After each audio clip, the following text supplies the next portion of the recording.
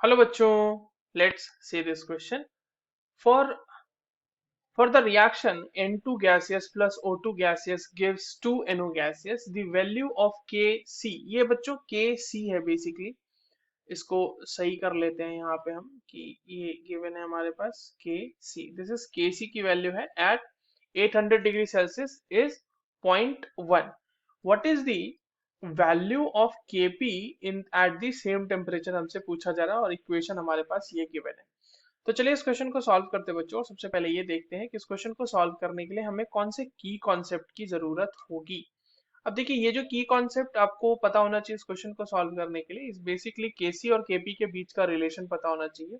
Equilibrium constant and pressure equilibrium constant है ये. तो अगर हम लिखें तो केपी जो कि प्रेशर के लिए लिखा जाता है, KP is equals to KC into R T raise to the power del N G. जहाँ पे डेल एन जी क्या होता है? Del N G basically the number of gaseous products minus number of gaseous reactants. ठीक है, बहुत ही simple सा equation होने वाला है हमारा ये सॉल्व करने के लिए. सबसे पहले तो गिवन रिएक्शन के लिए हम डेल एन जी को ही कैलकुलेट कर लेते हैं. तो डेल एन जी जो हम कैलकुलेट करेंगे इसके लिए, तो ये जो रिएक्शन आपके सामने लिया हुआ है वो लिखा हुआ है N2 gaseous plus O2 gaseous and that is giving you 2NO gaseous, है ना.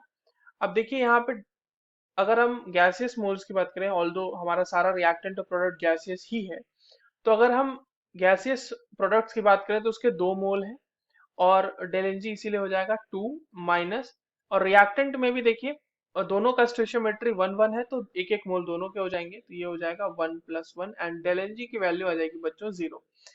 डेल एन जी की वैल्यू 0 आ गई, इसका मतलब यहाँ पे KP into sorry KP is equals to not into, KP is equals to KC into R T की power raise to the 0.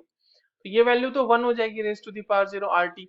तो केपी जो होगा यहाँ से वो केसी के बराबर आ जाएगा and that will be the 0.1 value होगी. So the correct answer will be option D. I hope you understood this well. All the very best.